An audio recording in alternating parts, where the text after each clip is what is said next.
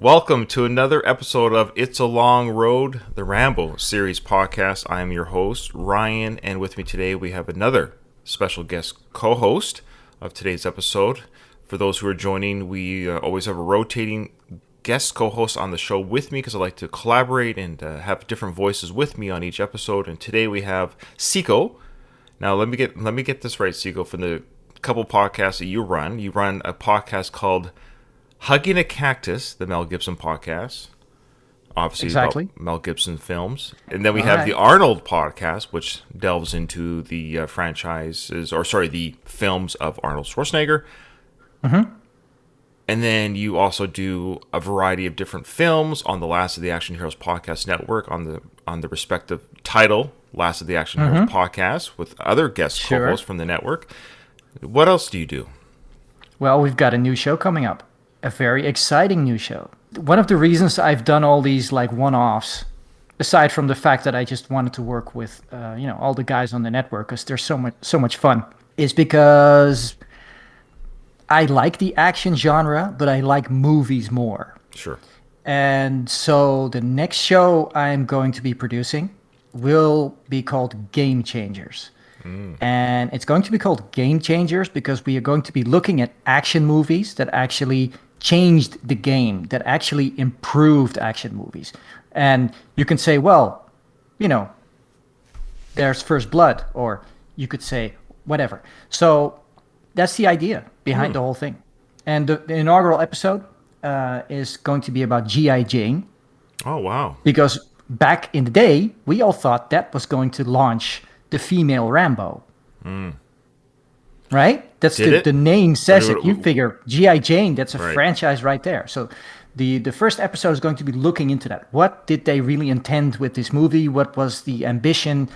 Because this was a major tentpole movie. Okay. So that's a very interesting discussion. Yeah, good tease. I look forward to hearing it. I've listened to all your shows, of course. You are part of the Last of the Action Heroes podcast network. And there are people that listen to this show that might not know that the Rambo, or It's a Long Road, the Rambo series podcast, is part of the Last of the Action Heroes podcast network, which has a variety of different podcasts on the network that delve into what Seiko was saying, different action stars like Bruce Willis, Jean-Claude Van Damme, Arnold Schwarzenegger, Mel Gibson, of course, Stallone. Dolph Lundgren, of course. Dolph Lundgren, James Bond. James Bond, there you go. I put the network together for this very reason, because I think it's fun to have kind of like one channel on your podcast feed where you don't have to keep worrying about downloading from 7 different, how you're on your podcast, you'll have 7 different, you get to have one feed that just keeps dumping you quality and amazing podcasts. So that being said, I'm really excited to have you on, Seiko. This is the first time that you've been on the Rambo podcast. However, you and I on that said network, is why I brought it up too, was that you and I have podcasted together already. So this is not our first podcast all the time. Well, I don't know if all the time's the right word, but we've done a few shows. We did Maverick, which has yet to be released on the network, which I'm looking forward to. Not Top Gun Maverick, the real Maverick, Mel Gibson's real Maverick. Yeah, Mel Gibson's Maverick. That's right. And we did Mad Max, and we did 1 and 2. We did Mad Max 1 and 2. And 2. Which was the inaugural episode of the Mel Gibson podcast. Precisely. The popping of my cherry. Wow. And we were soldiers. Right. We did that one. Yeah. And Southern Comfort. We did Southern Comfort. Yes. Yeah. That was a good one. Yeah. So I think it's we did a bunch. Oh yeah, we've done a little bit more, but yeah, check it out. Those are some of the films that we're talking about. Those are the different flavors you get on the network, which I like as well. You have stuff from Mel Gibson's Maverick to Powers Booth's Southern Comfort. So I think it's a great network. Okay, so well, as we do, and as you know, because you do listen to the show, so I appreciate your support, Seiko, listening to the show. So I don't have to guide you too much. You know how we do it, the shtick of the Rambo podcast. So we'll start with first. What is, if any, now let me just preface this. Don't just be nice, okay? Be nice when applicable. I'm always nice, Ryan. As I slide the knife in. Yeah. I want you to be honest, but remember, this is a fan podcast of the Rambo franchise. However, don't placate the audience. Always be honest, because we know we're dealing with Rambo 3, and we're going to have some fun with it, of course.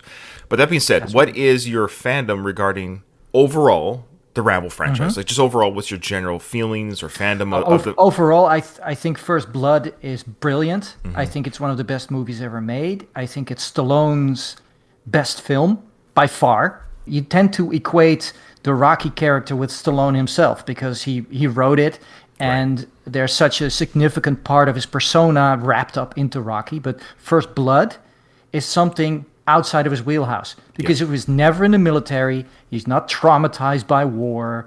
He was never in a survival situation. This is actual acting he does. So I really enjoyed the Rambo character. I think David Morrell wrote an exceptional novel. I absolutely love First Blood.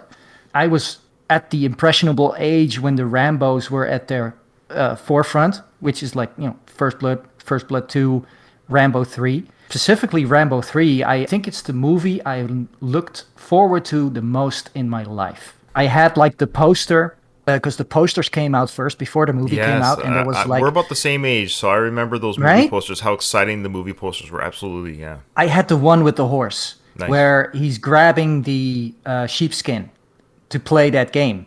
And I had it was right across from my bed, and it was huge, because I'm a big horseman. I love horses. And Stallone is a great equestrian, so I had high expectations, and that's actually one of the scenes that's really, really well done in this film. This is an exceptional professional movie. It looks great. Whether I enjoy it is another thing. Fair enough. Okay, well, I mean, there's two ways of looking at it. Did you enjoy it when it came out? I mean, you're a little bit younger back in the day, of course, in 1988. I assume you're younger than you are in 2023. Did you enjoy Rambo 3 when you saw it? Was it an enjoyable experience, or did you truly leave the theater experience just angry at the franchise? I'm not trying to lead the witness, sir, but I'm just curious what your feelings were at the time. No, I wasn't angry. I was confused in the same way I was confused when I left The Phantom Menace. Sure, fair. Yeah. You watched Star Wars, the original trilogy, and then the prequels came out, and you watched The Phantom Menace, and after leaving The Phantom Menace, you'd think, well, that was a great Star Wars movie, I guess. It's just not what I was expecting. It's off. There's something off here. And that's something that strikes me about Rambo 3. It's not consistent with First Blood. It's certainly not consistent with First Blood Part 2. It's its own movie, which is fine. It's a good action movie. I think that's where the films go. It makes no sense to me. After First Blood, in some ways. I mean, that's a great point. I think unlike the Rocky franchise, where I want to say there has to be, there almost should be, and that's why people maybe didn't like Rocky 5 as much as, say, 3 and 4, is because you start to get into a bit of a mode, and when that mode changes, people get upset, or they get jarred. So, Rambo 3 is sort of the Rambo 5 of the Rambo franchise, and when people watch Rambo 3, they get jarred a little bit, like, this has got nothing like the other ones, maybe to a degree, but as I'm rewatching Rambo 3, I'm enjoying it more than maybe more than it deserves. Maybe as I get older, too, I get a little bit softer. I think younger Ryan, what might have been more critical of this film, I allow films now to be fun, to have a good time. So is this First Blood? Well, of course not. I mean, I agree. Everything you said about Sly and First Blood, I agree with. And I never actually thought of it that way regarding that he's truly just acting, because he's obviously not any of those things that the Rambo character is. Thus, that is acting. He's making choices. That's right. He's finding things within himself to be not Stallone, to be Rambo. And you're not alone where a lot of people say First Blood is an Oscar-worthy type performance. Absolutely. It's disgraceful that film didn't get more recognition and more critical acclaim and more awards. It was fantastic. And everybody knew it at the time. Everybody knew what an incredible, power-packed, frenetic movie this was. They just purposely ignored it. And Rocky and Rambo franchises are very similar, of course, again, with Sly's life as well, where he gets more big and bloated, so to speak, in his ego, so do the films. And that's also the sign of the 80s, his age. Rocky and First Blood were Oscar-worthy films. And as the franchises continue, they're moneymakers, and it's a business, and they're doing well at the box office, and they're fun to watch. Sure. But of course, they never relive no Rocky film was going to be the first Rocky, and no Rambo film was going to be First Blood. So, but that being said, what are your feelings today of Rambo 3? Are you more forgiving, or are you, I would say more angry is not the right word. I'm not using that because it's Seco. I'm just saying, or are you more vitriol against I don't mean angry, because I know you're not an angry person, but are you more critical of the film, or are you more forgiving of the film as time goes on, as you go on? I'm sort of the same, in the sense that I appreciate this is peak Stallone, in the greatest shape of his life, in a pivotal moment in his career. Is this the biggest he's ever been? like as far as thickness? Because I noticed he's bigger in Rambo 3 than he even was. He Oh, was cut in Rambo yeah. 2, but in He's this he's film, in he's absolutely fantastic shape. I mean, okay. he worked with Franco Colombo again, and he was really powerful. And don't forget, this was fueled by the divorce. I mean, when you're in divorce, you work out to deal with your issues. He carried a lot of anger and resentment and annoyance, and you can tell that he sort of carried that into this movie. Okay, good insight.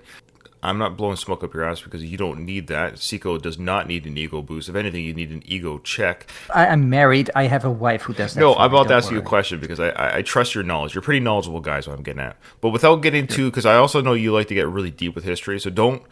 The Rambo fans aren't smart like you, okay, Seiko? So you got to be easy with us. But what is your knowledge of the Afghan-Russian conflict at this time? What was going on during the timing of this film when it was made? What was the message Sly was trying to give, and what was the actual conflict going on? Yeah, one of the reasons this movie didn't do what they wanted it to do is because at that point the Russians were already retreating.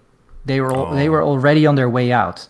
There's an incredibly well-made Russian movie called Ninth Company that I recommend everybody watch because it's really about a battalion holding on a hill, and it's a lot like the current movie that's out called The Outpost.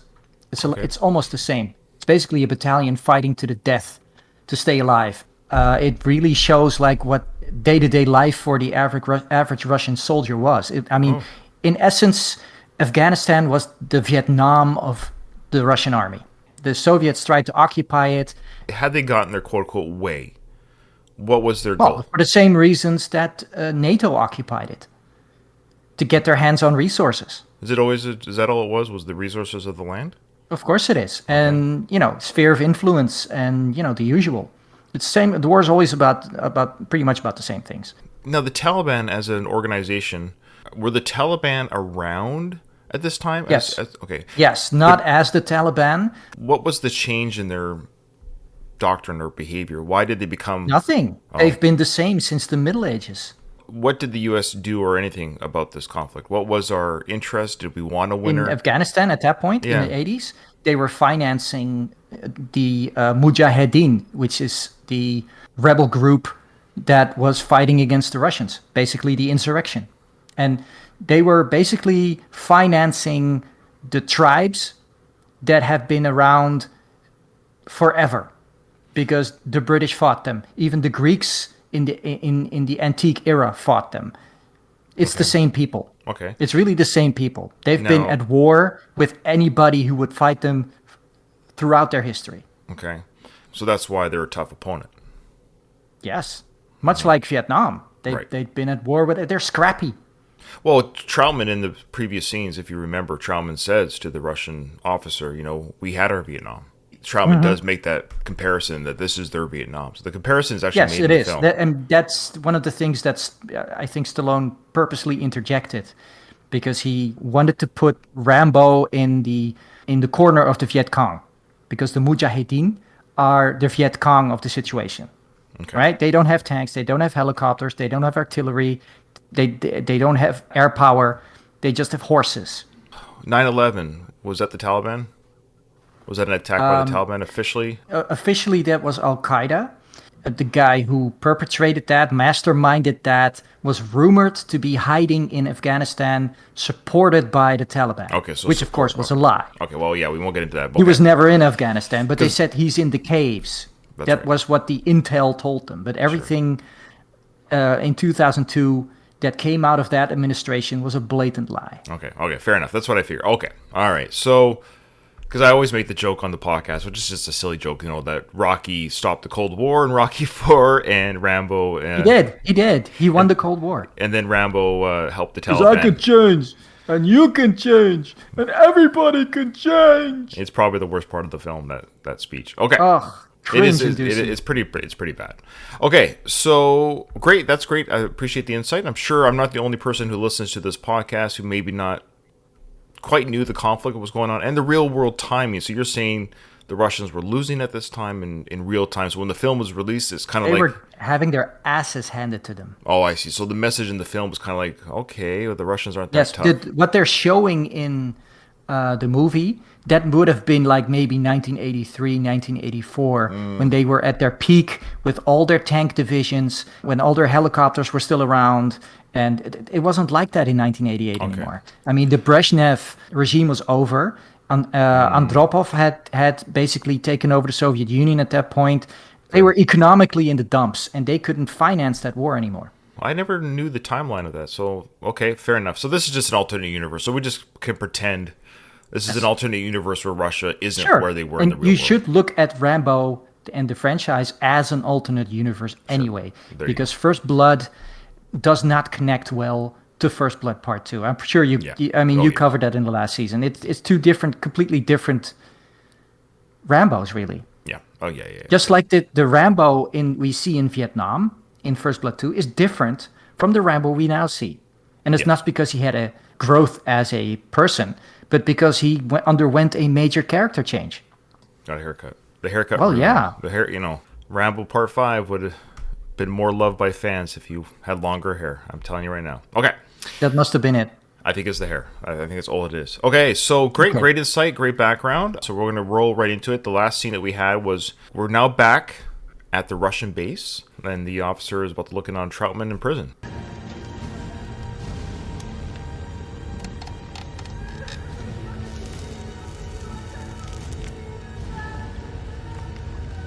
You mentioned, I think you did mention that this is a well-filmed film. Like just a sequence there of the Russian officer looking through I guess the little window into the prison cell that Troutman's in, and Troutman's got his back to the door, and it's the way the natural light comes into the cell, and him smoking the cigarette outside the door. Just all that quick little scene there. It looks like a really well filmed film. That little sequence, and again, if you're not watching this show on YouTube, I recommend it, or at least even going back and seeing some of the scenes that we're talking about on YouTube, because you get to see what it is we're talking about a little bit better, of course. But if you know the film very well, then I guess you get to see it in your mind, or your theater of the mind, so to speak. But yeah, I just like this film is actually filmed well. It does look nice. The budget's high, we know that, and it doesn't look bad, which actually helps a film too when it just looks good.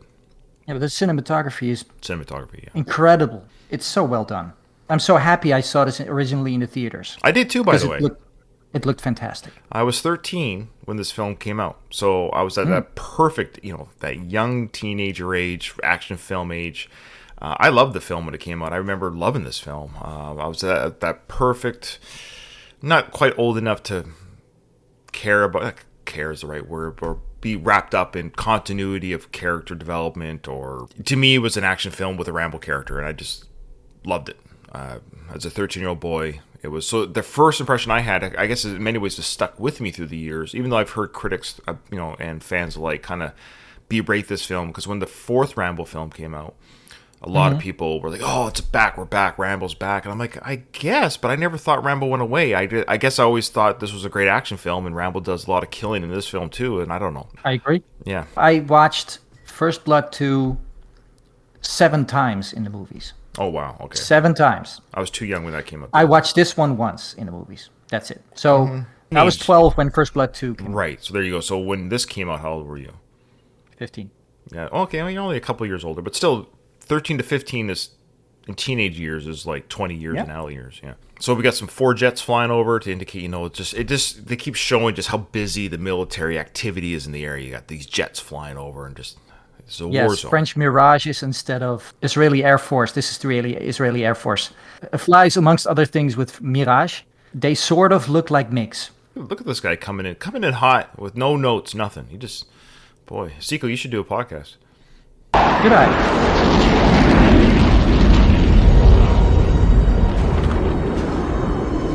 To the north there are many caves. We will traverse through them. It will be safer. We go. I just love how his guide, Rambo's guide, and I forget his name, I apologize. I always forget it's like Husan or Mufasa, or let me just get it real Oh, quick. you mean the actor? No, not the actor, just the character. Cause You mean the character? Yeah, because I keep calling him Husan or something. Musa Ghani. Masood. Masood is the leader of the Mujahideen. Oh, that's right. Musa Ghani is his guide. Oh, Musa. Sorry, Musa. Sorry, my Yeah, bad. Musa Ghani. Sorry, there's Musa and Masood. I do apologize. There's a Okay. minor difference. Yes, there is a little bit of difference. It's like Ryan and Brian. Okay, so yeah, Musa. Okay, played by Sasson Gabe. He's Israeli actor. I see him in a ton of stuff. Okay, great. And I said it in the last episode where I think my memory of him was I didn't like the character. I think that's the 13-year-old Ryan speaking. And now that I'm older, of course, I'm like, oh, you know what? He's actually doing a great job as the side character, as the guide. I think he's acting it very well. He's a foil. He's a great foil. He doesn't take Rambo seriously. Well, he does, And but he did it at first, and he starts to see slowly that, okay, this guy's business, and maybe he's as good as he says he is, but he's skeptical. maybe you should just think about this all over again. Well, because this is his land; these are his people. He recognizes, Right. He's very aware of the dangers of the world around him. Let me just say right now, I'm just looking at IMDb when I looked up the character's name. Metascore 36%. That's ridiculous. There's no way this film is a 36 out of 100 film. Like, Don't look up these statistics. They make no sense. They never do. you should always rate films within the genre and what their goal is. If you're watching Rambo 3, you're watching an action film, and did you have fun? There's no way that 36% of the audience left this, or you could say, sorry, 64% of the audience left this film going, that was a horrible film. I hated every minute. Okay. So what I love too is Musa says to Rambo, John, let's take the caves. It's safer through the caves. It reminded me of the Lord of the Rings. Remember? They were traveling and they had... I was thinking the exact same thing. All right. They go through the mines of Moria. So here we are. Rambo and Musa are in the mines of Moria. Now you're talking about the set. Is that a set piece or is that a cave? Like, No, that's an actual cave. Okay, I was going to say. That's natural light. That's why I'm saying this is so well shot, and these locations are so beautiful. It's amazing. And here's the thing: they shot this in Israel, and it's supposed to look like Afghanistan because at that point, Afghanistan was really mythical to us. Yeah, it does look great here. So we got the horses in these caves, and I got to imagine these caves, though they're natural, there's no way they're long and big enough to take the horses and... Yes, they have. They sent in the 10th Mountain Division specifically to go into those caves. One of my regrets that I could never visit Afghanistan, I would have in the 90s. I couldn't get across the border because even then it was troublesome. I went to Pakistan, though. I did step foot in Afghanistan, but I couldn't get a guide, and it was just too cumbersome and problematic and expensive, and there was no way to get out because I couldn't fly out of Kabul to go home. I had to go back to Pakistan, so there was no choice. I really would have loved to have traveled Afghanistan. This cave leads us to the Valley of Five Lions. In ancient days, the Afghan king was asked to send 500 of his warriors into battle. He sent only 5. His greatest 5. And they won. He said it's better to send 5 lions than 500 sheep. What do you think of this? I think the king was lucky. Lucky, huh? How much longer to the village? Are we there yet? Yeah, they just started. They're 20 feet in the cave. How much further do we have to go? I have to keep listening to your stories of your people. But, earlier we got the prayer story, right? We love that, the prayer. And then we get more of this, more accounts here, the 5 lions instead of 500 sheep. Now, look, to be fair, story. It is a great story. But to be fair, you got 500 sheep charging at you down the hill, you're going to get trampled pretty good. 500 is a lot of meat charging Depends down. on how armed those 5 guys are, though. And he also says the king sent 5 soldiers and they won the war. But yeah, but what was it, one village of 10 people? We never get the numbers of the enemy, Oh, he's a hustler, so he's probably full of shit anyway. Okay. So Musa, it's a great story, and it's probably a real story.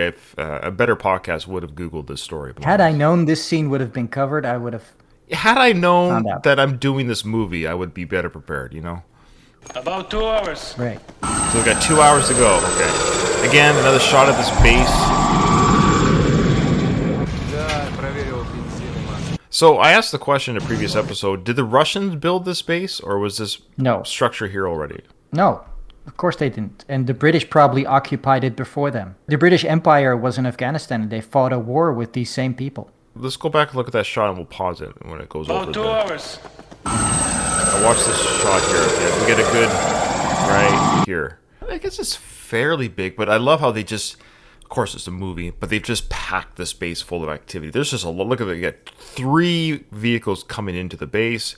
You've got more parked under some canopies. You've got some tents out to the right there. You got the helicopter flying over top. It just shows you the bustling of activity. Though, this is like peak wartime, right? This base is packed with people, vehicles, and it's almost overpacked. There's no way this base facilitates all of the stuff. Forward staging area, huh? Yeah, it's too much going on here. There's no fuel station here. So where did they get their fuel from, I wonder? Maybe it's underground.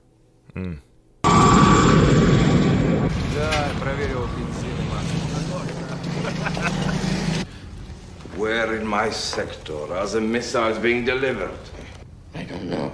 Again, we talked about this where this Russian... You mean the actual Russian, what the name of the character? It was Zyson. Or do you mean the actor? Zyson was the name of the officer. Zyson. Yeah, Colonel Zyson, Colonel which Zyson. Doesn't sound very Russian. Played by the late, great Mark de Jonge. What was he in? He was in a ton of stuff, but mostly European. Sure, fair enough. He's French, and he had a Russian wife that gave him the ability to at least sound Russian. Yeah, he sounds great. He sounds great in this film. He's more believable than any Russian actors.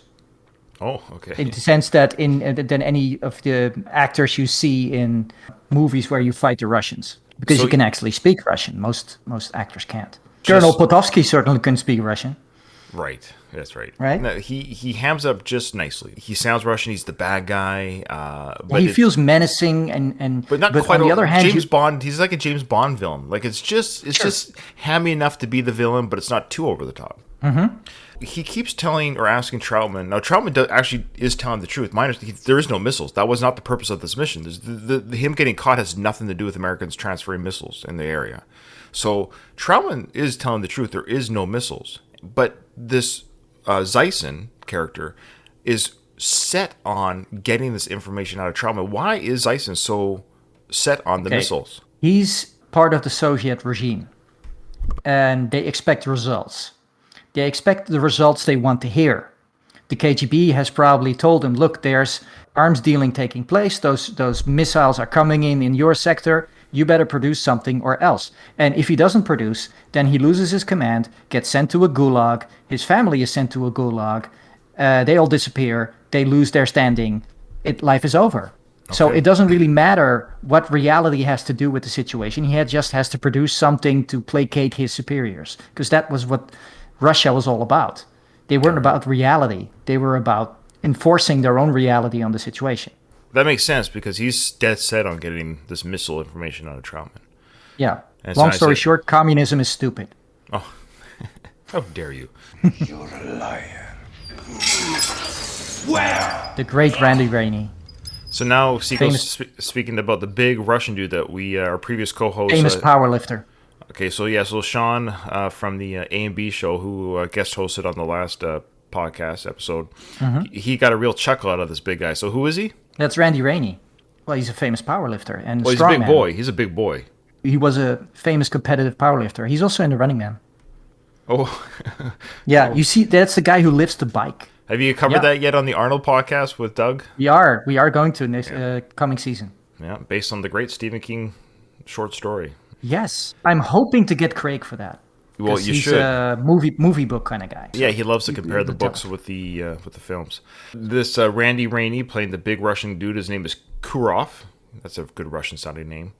So now he's lifting. We should say for our listeners, of course. So Troutman's, of course, being interrogated and tortured. He's hanging. So they're hanging Troutman now with his arms. They're pulling like on a pulley system. They're pulling him up in the air with the gravity, pulling his body down as his body gets pulled up by his sockets. And that's a pretty good little stunt work there by Richard Crenna. That's him being lifted up there for a second. That's actually him? Let's just so he has like a safety harness to stop his sockets from being pulled out. But yeah, that is his face. There's no CGI face placement back in '88, so let's look. Yeah, but he has a nice safety harness on, and he's just hanging there suspended, because there's no way he's going to be doing that for 30 takes. No, not 30. Maybe it's just the one take. Maybe they got the one take. So here it is. You see. So here he is right here. That's him. See? And then there he is. Yeah, sure. I guess that's him. I'll give that to Richard. Yeah. Rest in peace, Richard. You were awesome. He's probably holding on as well, but yeah, that's him. That's Richard Crenna up in the air there. Good for him. It's like two of those guys in that scene are dead. Is Randy Rainey? Mark de Jonge is not around anymore as well. Oh, okay. He didn't live past. Yeah, he died in the 90s. Is Randy still alive? Probably. His heart didn't explode yet. You never know with these guys. But Randy Rainey on IMDb is only credited. He was in Over the Top with Stallone. He was Mad Dog. Mad Dog. He was Mad Dog. That's how Stallone knew him. Right, that makes sense. Say what you want about Sly, because I know you do. He's loyal. When he likes a guy, he hangs out with him for a couple of years. Yeah, and that's great. And I think that's actually kind of cool. Like, if you go through the Sly films, I only discovered this by doing the Rocky and Rambo podcast, is that you start to realize some of the recurring actors and characters and behind the scenes. He's still around, by the way. He's a personal trainer now. Oh, good for him. His heart's still going. Good. I get a little bit worried about some of these guys with their hearts and stuff. Powerlifters are more athletic and healthy, but the strong men, nah, not so much. Where? All right, tell. Oh, yeah, definitely. We could have kept going. That was definitely... I knew you were lying. I knew you were lying. Here we go. Where are they? Now, where are the missiles located? Close. How close? In your ass.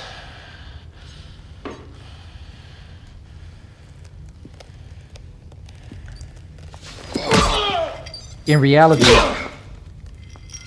a trained operative like this would never Tried my do that. patience long enough. Troutman is a special forces guy. He's a trained operative. He's a full bird colonel. He's high up there. And he trained people to deal with situations like these. And the deal with this is you hold on for as long as possible by not providing information. So he would just, use the attention he just got by just giving him a bullshit.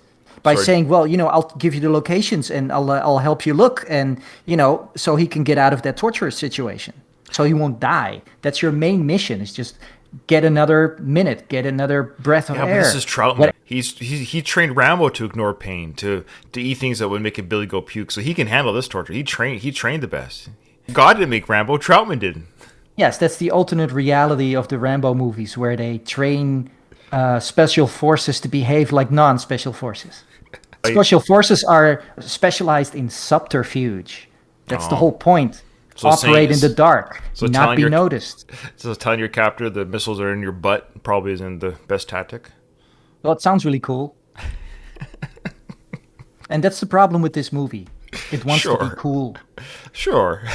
Remember when we did Commando for the Arnold show? Oh, yeah, we did that one together, too. Yes. Right. Yeah. Now, remember when I said, when we were talking about Commando and about what the effect of Commando was on the American movie industry, because they tend to copy what works and what's successful, that the Rambo movies changed because of Commando. Commando was a knockoff, a First Blood 2 knockoff. It was basically, hey, another studio saying, hey, we can cash in on this Rambo thing. Right. So they took Arnold, gave him a script, and made Commando, which was, it was fun. But it was actually, critically acclaimed, because people said, see, this is what you should do. You need to have the right balance between violence and comedy. You can do violence, but it has to be with funny haha. So that's what Commando did. I encourage people to listen to that episode, because we really get into it, and Ryan gets a little upset. It's so much fun. Oh, stop it.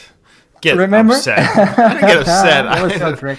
Commando changed the Rambo movies, and this is where you see that, where you create comedy in a situation where you should have tension. This should be, the Rambo movies are serious as a heart attack, and this should be serious. Troutman should be in absolute mortal danger, but you don't feel it because he's confident enough to be quippy. It's a great argument. Look, I'm not going to tell you that you're wrong regarding the humor in Rambo 3. It is probably the thing that maybe it loses points. That's the point loss system. Like, we talked about the cinematography, and it looks good, and Sly looks good, and the action beats that are in this film are actually good action beats. The action is good action. But I agree. I think had they held on to the tension that even First Blood Part 2 had, was that tension. Because remember when Rambo's getting tortured in that scene in Rambo Part 2, when he's getting electrocuted and he's holding the microphone, and that was tension. That's why when he explodes out of that sequence, it's so thrilling, because he was in danger. He was... the POW was going to get his eyes poked out with a knife. And there were stakes there. Yes. There aren't any stakes here. I don't think Troutman's going to get killed. I don't think he's in danger. I think he's going to get saved by Rambo. And then there's the sequence we talked about in the previous episode where, what does this do? It turns blue. I mean, there's too much of that, and there was never that before. So Rambo 3 is the comedy Rambo doesn't behave like Rambo. Right. Because in First Blood 2, he's also deadpan, right? He's like, I always believed the mind was the best weapon. It wasn't funny what he said. No. It was just a conversation killer. I don't want to continue this line of questioning.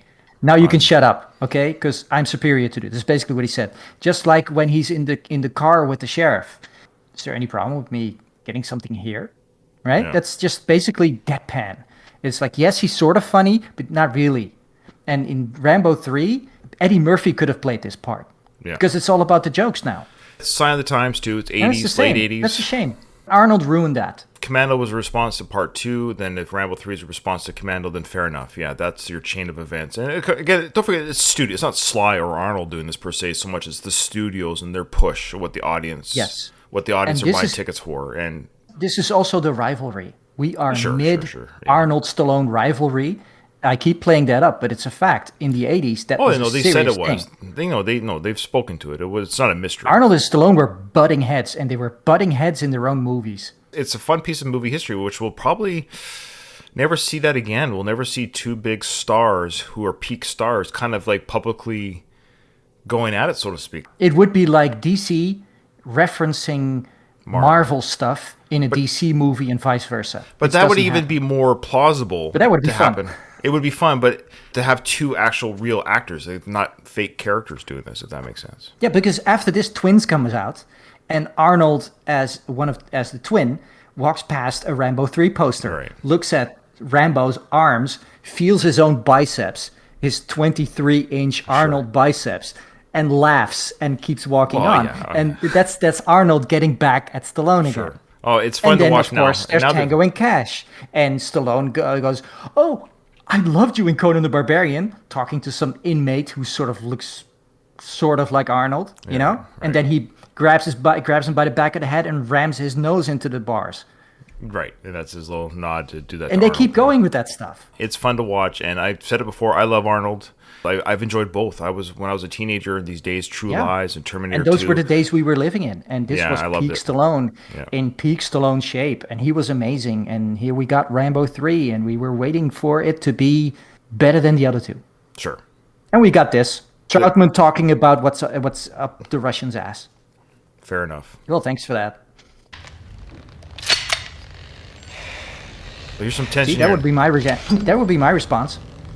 I tried to be civil. So he's put a gun under his chin, is what we're seeing here. Yeah.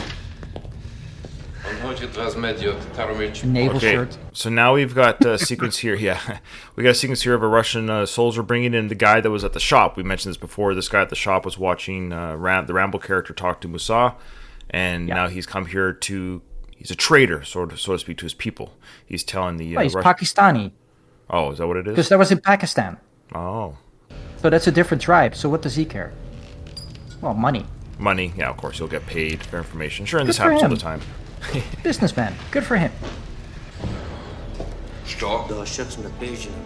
He's speaking Pashto. It's Pashto. So he mentions John Pakistan's Rambo and language in Pakistan. okay. The name John Rambo. Sorry. Do you know it? The name John Rambo. Do you know it? No. And he lets on that he Yeah. knows it. He says there are plans for a rescue attempt with the help of some rebels. He also says he knows where this man is going. We will welcome him. Like watching a cartoon. Oh, there definitely is Kren up there being pulled, yeah. You're right, the intel's right. There is a plan to rescue Troutman. What I love is there's a bit of Troutman's like, all right, Rambo's coming. You know, there's hope. There's hope. Because he probably feels like he's going to be dead anyway. So why not the quip? That's my argument back to you is why not the quip? I'm stuck in this, you know, I'm going to be dead anyways. Maybe they will just kill me because the torture and the starvation, all that stuff. It's kind of like, not that he wants to die, but he's not running out of this building. And so now that I will concede. Fair play. yeah. So now Rambo's coming. Now he's quiet. He hears Rambo's coming. Now he keeps his mouth shut. Now he's buying Rambo time. The horses are now carrying our two men out of the caves. They're in the open Packed air. with blue crates, just like he has blue lights. It's That's a right. theme. It's the thing. Blue crates carrying the blue lights. It's the last village in the valley. About 100 men here. You have a lot of kids here. Yes. But they are good fighters too. I tell the leaders we want to talk. Salam, Meshe. I didn't know it was called pashto. I never see men look like you. So Rambo's, yeah, so he's coming to the village with about 100 men. There's children there too, and they're fighters. Of course, this is speaking to Western audiences, and it is very jarring for a Western audience to think that children fight. But this is obviously, unfortunately, war is unfortunate, but it's also more unfortunate in other countries in the world that it's common for children to fight. There are more child soldiers now than there have ever been in history, especially now. Ukraine, Syria. Ukrainians put their kids in the front line all the time. The Ukrainians have been putting children in the fight? Oh, yes. Oh, wow. This is also not a nod, but the film is speaking to Western audiences, of course. And they were speaking to me as a 13-year-old. I'm watching this scene. What? Kids are my age are fighting? It would have blown my mind. You know, like, I'm not going to carry a weapon and fight at people. Like, only men do this. So it is showing this world to a Western audience. But I do love how Musa is telling Rambo, you know, they've never seen a white guy before. They've never seen an American up close. So they're all staring at you. But the moment he says that, it shows the one attractive woman in the village checking out Rambo. When he did you notice that? When Musa makes the reference, watch it again. He makes the reference. They never. Yeah, she's going to get stoned for that one. I never see men look like you. There you go. Yeah. Assuming that's a woman. We can't assume that. Yeah, I shouldn't assume that. My apologies. Her face was covered and she was wearing eyeliner, but These are Mujahideen horsemen. There are 10,000 horsemen more waiting at the border. They are waiting to get weapons. When they'll get it, they come back here to fight. Keep waiting.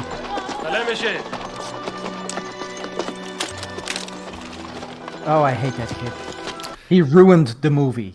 Okay, so Seiko, you're speaking about the child who's seen Rambo. He's cleaning a weapon, and he's hopped off his rock to go see this American who's come to visit the village. Well, you got to keep in mind that not a lot happens in this village. They don't have any gaming systems or the internet or books to read. They only have weapons to clean. So this is entertainment for them, right?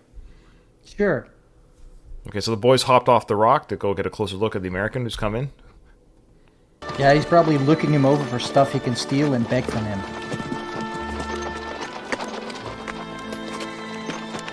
Let's go to the hospital.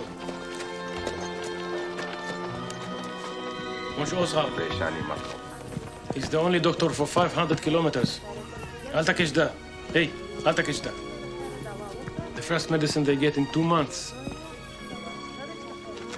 They said that there's only 100 people here, but this place is set up to accommodate a lot more than 100 people. Yes, but it's for the 10,000 guys waiting for guns on the other end of the border. Okay. Right? So we got a guy there missing a leg. Looks like he's missing a leg in real life. There's no CGI then. Yeah, it looks pretty good. Yeah. Yeah. This movie has great production quality. Yeah, I mean, look, we got the amputee. I mean, legs. I'm not even saying that facetiously. I mean it. No, I know you are. I know. It looks absolutely great. Seiko, you've been on very good behavior this episode. You've been on very good behavior. Thank you. I'm proud of you. Thank you. Well, you know, you've been shunning me for 2 seasons, my gosh, so here we now go. that I I'm haven't finally shunned getting yet. on the Would you Rambo stop it? podcast, Would I you better stop be it? like, on my best behavior. I do try to get hosts outside of the network to spread the wealth and love of to get people on the network. You know, we want to share the network with other listeners. That's why I get other podcasts on here. Okay, stop it. Okay, all right. Would you shunning you? Okay, we know who doesn't like me on the network. Okay. We got prosthetic legs, crutches. I love how they're all displayed like that, though. They're all spread out, hanging up. Like they're almost like they're hanging on a clothesline drying. I don't know why they're all Yeah, like this that. is no, but this is the geriatrics department where they're fitting them like with artificial limbs and stuff. Well, why are they hanging them like that? Wouldn't you just have them in a pile somewhere? You wouldn't have to hang them. I don't know. Maybe not so they won't get like Sand in them? shit on them or something. Maybe. So basically what we're getting here is we're getting a whole history geography lesson here. We're again both for the Rambo character but also for the audience to see what it is. We get some nice exposition.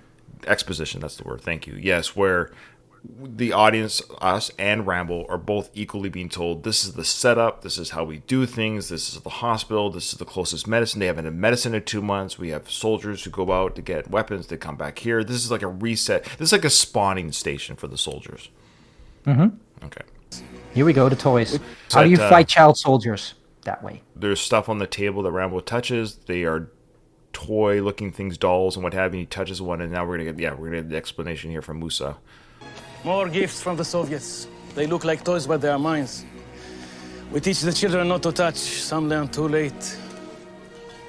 I assume that was real. That happened. Of course it did. But hey, they are teaching their children to fight Russians. How do you fight your enemy?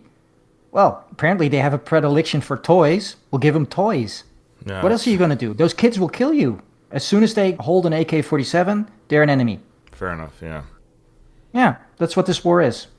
And so it's so sad. You hear the violin music playing. Oh, it's so sad for the poor Mujahideen people who are now oppressing women in their own country and have a slavery system. But hey, okay. Oh, there's another white guy here. His Yeah, name yeah. is Yuri. He's Russian. Yuri. Deserter? He calls himself a defector. There are many like him. He's the one who can help the most. He knows the inside Yes, of the screw force. communism. I think we should go now. I love how Rambo's like still unsure about this Yuri character. He sees him like, I don't know, he's Russian. If he's, Well, he's killed enough Russians in First Blood 2 to know that he doesn't like them. That's right. They both give each other the stink eye. Uh-huh. So now we're at the meeting of the mines here. I love this village that only has 100 people, but the council has like 30. That's realistic. I guess if I was in the production, I would have said maybe the village has 200 people. It's just the ratio seems high, that's all. But I don't know why I'm stuck on the 100. But anyways, Have you seen the documentary Restrepo?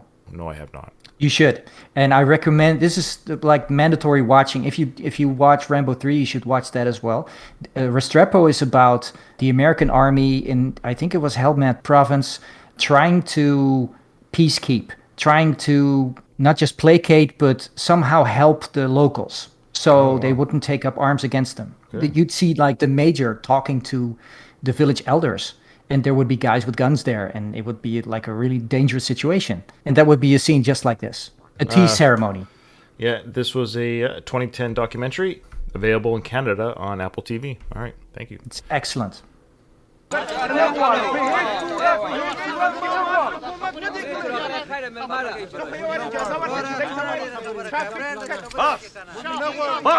So they're all talking, they're arguing. Yuri's about to talk, looks Mine like. starts here at 1 meter like this, then go 2 meter like this, and like this. They have 4 towers, 4 guards. Here, here, here, and here. Where do they keep the prisoners? Here. If we get in there, is there another way out? Underground, where is all the bad water. I do not know words for this place. Okay, so that's Yuri speaking. Notice he's got rocks to make it look like the fort. Of course, a mini map model of the base that the Russians are in, and he's shown where the guards are located, the entrance into the base, and of course, Rambo's like, where do they keep the prisoners? Because I have to get my guy out of there. And if I get the guy, how do I get out? And he's like, well, you can go underground where the water is, and it's really crappy under there. And he says, I don't have the words for this. So I guess he's thinking sewer. Well, this is a great sit rep, isn't it? So you just use what's around you: pine cones, branches, rocks, figures for for your mission, and you brief your team as to what you're going to do to go in and go out. Yeah, it's just like the command brief before you do your mission. Now, Yuri, the actor that plays Yuri, do you know who he is? You seem to know everyone. No here. idea. Okay. Now it sounds like his accent is pretty legit. He sounds Russian to me. He sounds very Russian. Yeah, you would know that. Why don't you tell the listeners where you're from? Well, I'm Dutch, actually. There you go. You know more about Russians than I do because you're Ukrainian by origin. Well, I'm Ukrainian by birth, quarter blood, but I'm not a very good Ukrainian, I guess. I don't speak any of the language. Yes, you didn't rush off to the Ukraine to defend the country. Why is that? I know. I'm a terrible person. Yeah, So obviously. his name, though, is Shabby Ben Aurora. So basically, he's an Israeli actor. Yes, because this is shot in Israel, so they used Israeli actors, Okay. which makes perfect sense. Another way out. Underground, where is all the bad water. I do not know words for this place. He means sewer. Where is it? Here, outside it The goes sewer's there. right in the middle. Guards patrol there. I do not think you go this way. Great place for a The way she latrine. goes through the minefields, I'd never expected. This cannot be done. In there are many Spetsnaz commandos. We are only he knows. this. We have lost many men. We lose more men if we go there. I don't need many men. What is it you want to do? I need 2 men to get me through the minefield and 2 to help with the escape. If this is done, Soviet will come here like before, and more people will die. So Rambo is interesting. He said before that he was going to go in alone.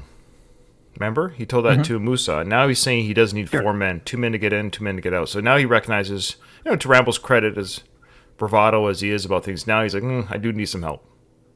I need some men in and out. So he is trying to use just as little men as possible. He recognizes the sacrifice these guys are going to make. He recognizes his ask is big, that he's still asking for their help. And of course, he's an expert at guerrilla warfare. Right. He also recognizes, too, like, hey, or sort of the people are saying, look, if we go in there and rattle the hornet's nest, they're going to come really get us. We're going to expose ourselves here in this situation. Yeah, and it's a hospital, for crying out loud. Unbeknownst to the village. Probably the Russians probably know about it. They just leave it alone for obvious reasons. Like, okay, they're not doing anything there. They're not hostile. It's just a hospital. It's just women and kids and old men. Forget about it. Waste of ordnance. Right. Yeah, Russians have never bombed a hospital before, have they? Everybody's bombed a hospital. I know. It has a big red cross on it. It's great for aiming. Oh, jeez. For help the way we wait. Then I'll go alone.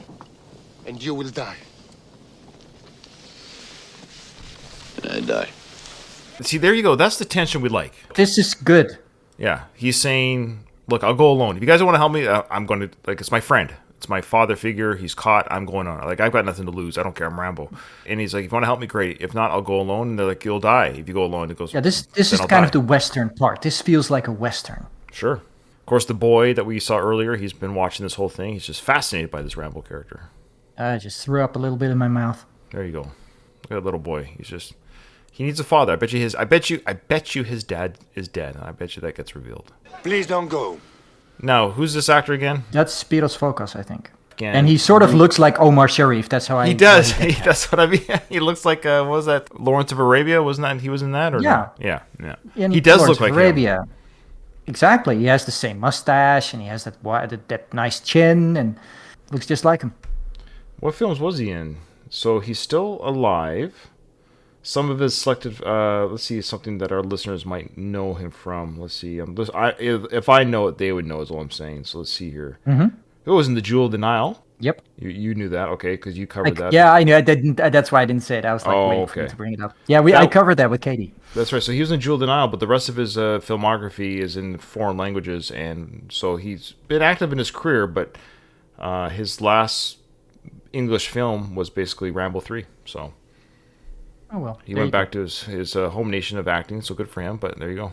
He probably went back into TV and did soap operas and stuff like that. Yeah. His last acting credit was in 2018, so he's probably retired by now at this age and stage in his life. And I die. Doesn't Stallone look great here? It is great.